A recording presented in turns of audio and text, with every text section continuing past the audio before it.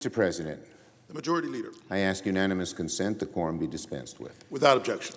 Now, Mr. President, before I get into my remarks this morning, I want to offer my thoughts and prayers to everyone affected by the 4-alarm fire on Main Street in Buffalo, New York yesterday. And I want to especially offer my condolences to the Buffalo Fire Department, which lost one of its firefighters, Jason Arno, in the line of duty during this horrible tragedy. Our thoughts and prayers go out to his family as well.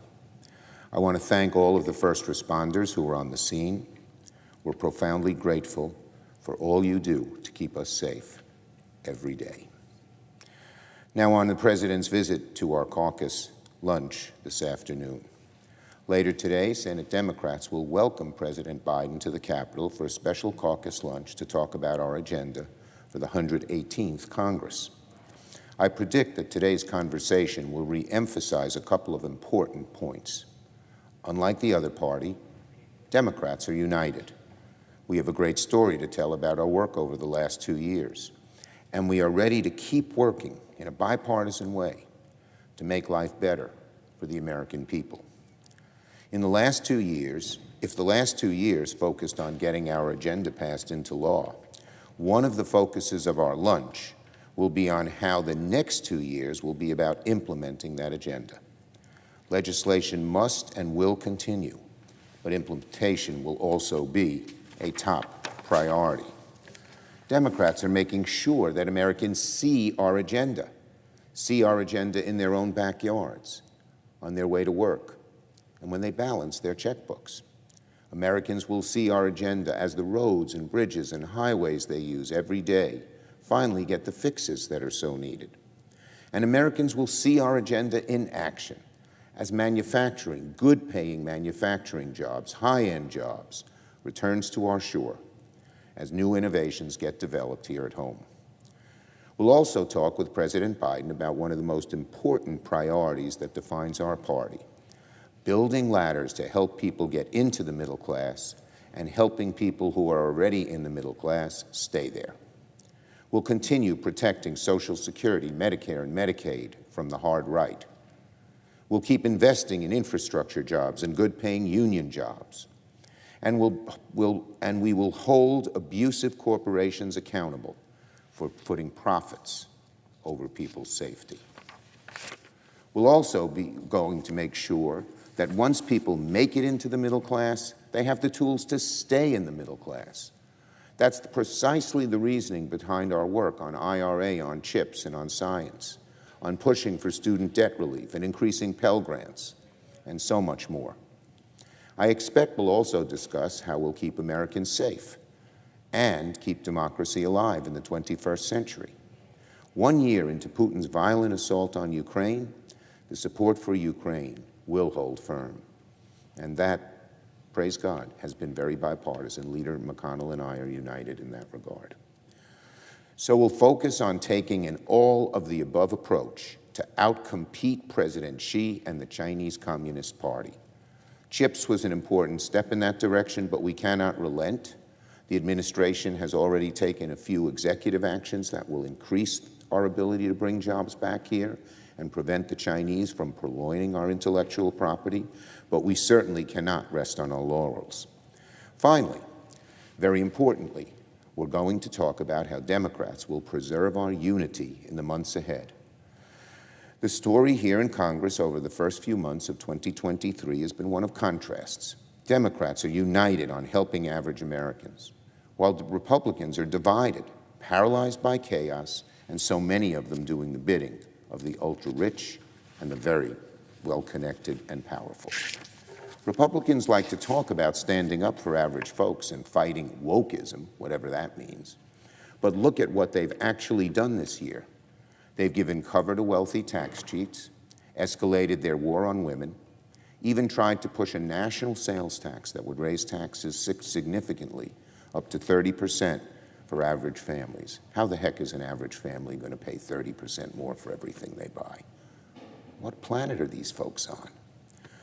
Nowhere else is the contrast between Democrats and Republicans more glaring than when it comes to raising the debt ceiling.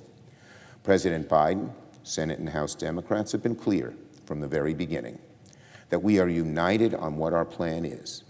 Both sides must come together and raise the debt ceiling without engaging in hostage-taking, brinksmanship, or political blackmail. Speaker McCarthy, however, is unable to unite his conference or explain what exactly the Republican plan is. The hard right is demanding that we agree to spending cuts in exchange for their votes.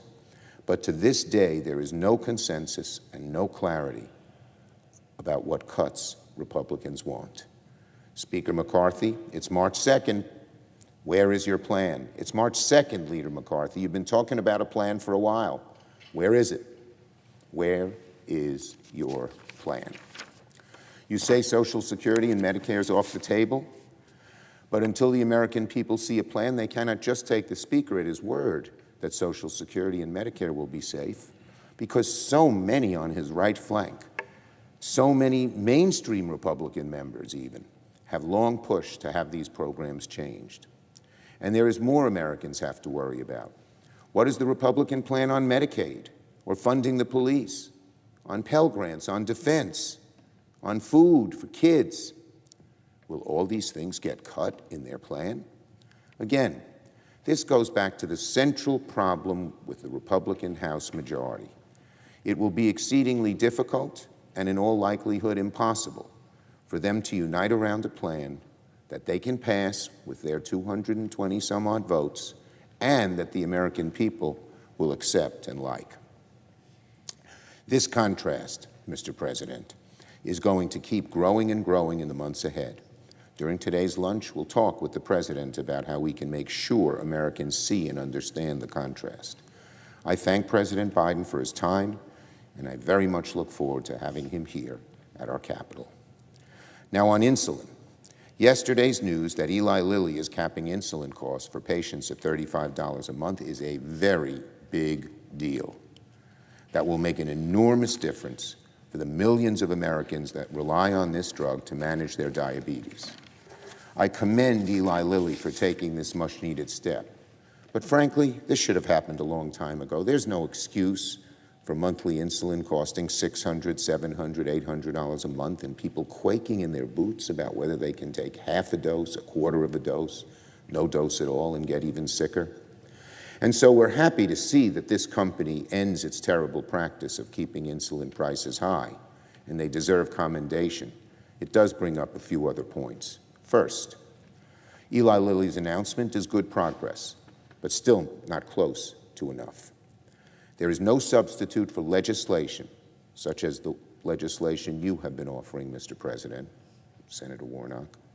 There is no substitute for legislation that locks down a mandatory and permanent cap on insulin for all Americans, not just those who get insulin from certain companies. Second, lowering insulin costs is a good policy that everyone on both sides should get behind. This should not be a Democratic issue or a Republican issue.